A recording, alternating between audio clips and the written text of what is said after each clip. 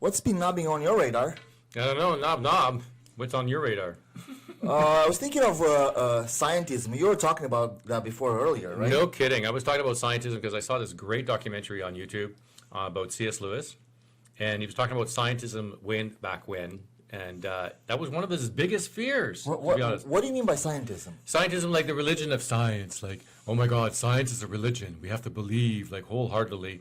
And it's gone out of hand, and I think that's what's the main problem today is, like, there's too much scientism. People confuse science and religion, right? That's right, yeah. Like, believe the experts kind of thing. That's right. So only the few experts, or there's like a distortion of science and its methodology, and there's, when you start censoring other scientists and you start censoring the dialogue or the questioning or the skepticism of science, that's when we have a big problem. And I think that's what's knobbing on my radar right now, really bad. That is good. Really bad. But we do have, now, you told me about Stalin, and you told me about a new work called... Oh, yeah. They have something like that in Eastern Europe, right? Yeah. From Trofim Lysenkoism, right? Lysenkoism, yeah. That's when they refused, because it can bounce the other way, you know what I mean? Like, they can refuse, like, new types of science. So, on the one hand, we can embrace the new science without, knowing, and it becomes some kind of a cult, so to speak, right? Yeah. Because it's not tested, right? Yeah. So you need to have experimentation. You need to question it, because that's what real science is. And you can check out the documentary below, the full documentary, because they make a great point that science works by scrutinizing the environment. That's right. It's not like the first thing that you find out is truth. Yeah. Remember when they used to give like cocaine to kids or DTT? They used to spray kids to DTT. Yeah, that's or right. Remember when they used to smoke? The doctors would offer camels in commercials. Yeah. So it's not like, it's always kind of changing, right? But so it doesn't have to be like science has changed, and not only the person at the top, the experts tell you that, but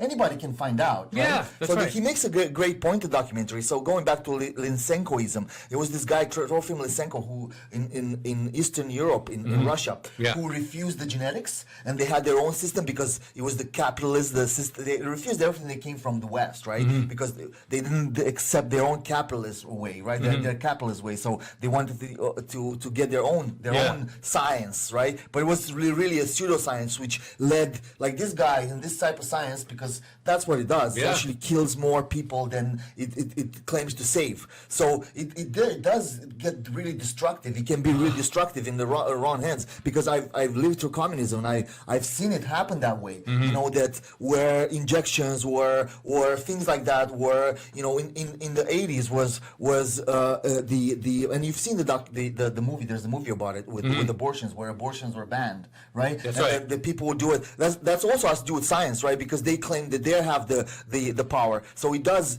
science in the wrong hands. It can be like, because it's the right science at the end of the day. It's a tool. Well, I mean, right? you look at the SS Reich and what they're doing as well. Eugenics was a form of science. People don't realize that's pseudoscience. They believe that if you were from a certain genetic stock, that was the genetic, the evolution of man, and that we should be able to. Right. And I think what also the thing about science is what C.S. Lewis was talking about. It dehumanizes. Sometimes if you base your whole life upon the scientific method, you can actually reduce the human being to nothingness, as if they were not important. And then we just become like cattle. We become like just stock. We become like... I know, man. So, I agree. And I think science, like any other discipline, and I think that's what C.S. Lewis was saying, that it should be available to scrutiny just as much as any other discipline in the world. So any other profession, like including medicine, including engineering, because science has got like so many disciplines. Yeah, people usually say believe in science as if it like it's a religion. It's not. You can't believe in science, man. We believe in the Almighty Fauci and Teresa Tam. Hallelujah. It seems like they claim themselves to be saints. It's like saints of science, like it's people. That's where they see it, right? It's like formal versus informal. Only certain outlets or certain people are telling the truth. Others are not. No, it's not like that, right? Yeah. Anybody can say something, and the truth can be doesn't.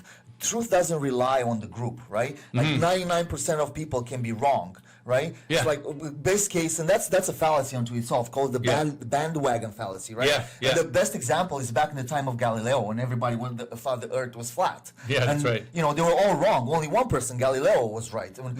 You know what's very interesting about that, eh? Speaking of that, you know when the church said that they were right, and they were like, "Oh, sorry, actually we're wrong by outcasting Galileo." That's right. You know when they actually admitted? 1994. So it took the church. 1994. Yeah, it took the church like Wow. 300-400 years to admit that. I get it why on this side, people are like, man, science is religion, right? Because they look at the not the religion itself, but I look at the structure of a church, and they that's what they call most people that reject that, they call it organized religion. Right? Organized religion, yeah. Nobody's against Jesus. It's impossible to be against the religion itself because the religion itself is good, right? But it's always used in the wrong hands, right? That's right. In the hands of the state, religion becomes a tool, right? That's right. Not in the metaphysic itself, not in the religion in itself, right? If you're religious, it's not a tool; it's a political tool, and that's why Europeans, as a general rule, split church and state, right? Because they realize that as a tool, as a political tool,